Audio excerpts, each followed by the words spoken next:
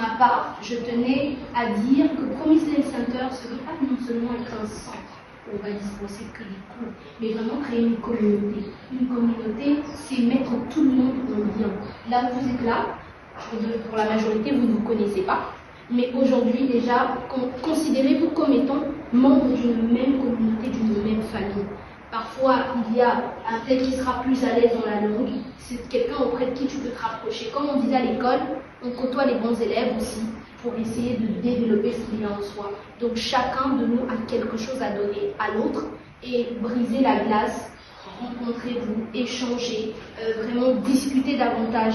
Vous savez, quand on apprend une langue, ce qui est difficile, c'est la mise en pratique parce qu'on n'a pas toujours des gens avec qui parler la langue. Mais là où vous êtes là présentement, vous êtes en communauté, vous avez des gens avec qui échanger au quotidien. Vous êtes une grande famille, considérez-vous comme telle. Et ensemble, notamment cette aventure pour être des bilingues. Moi, j'aimerais qu'on soit des bilingues parce qu'aujourd'hui, l'anglais, l'italien, l'espagnol, le chinois ouvrent énormément d'opportunités.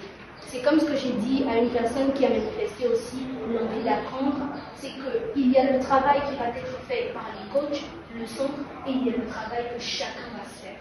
Moi, en tant que secrétaire général, il y aura des moments où on va s'entretenir individuellement avec chacun.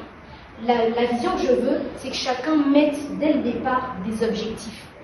On va les noter ensemble et à chaque fois, on va se les rappeler. Est-ce qu'on avance dans les objectifs qu'on s'est fixés? Est-ce que où on en est? Qu'est-ce qu'on trouve difficile? Comment est-ce qu'on peut se remotiver? Vous savez, cet esprit d'écoute, c'est ce qui permet vraiment de rendre l'apprentissage fun, l'apprentissage agréable pour celui qui apprend et pour celui qui enseigne. Et comme vous avez vu, monsieur les principautés, c'est celui qui sait mettre l'ambiance.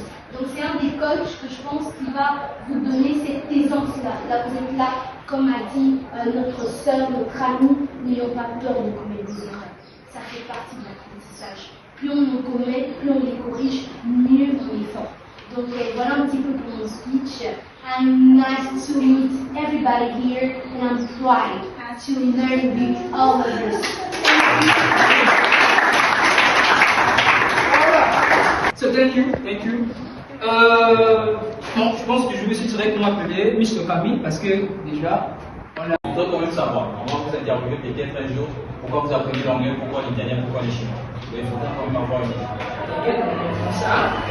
ça, pour l'instant d'abord, dans un premier temps. Ok, comment?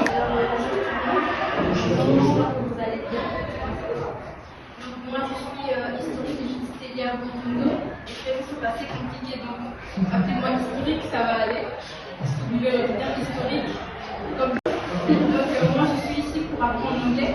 Les objectifs, c'est d'avoir une meilleure expression orale et également avoir une meilleure écoute active. Parce que je travaille dans un domaine où l'anglais est très primordial. Je suis dans l'activité climatique, donc l'anglais prime assez dans mes activités. Merci beaucoup. Thank you. Let's clap for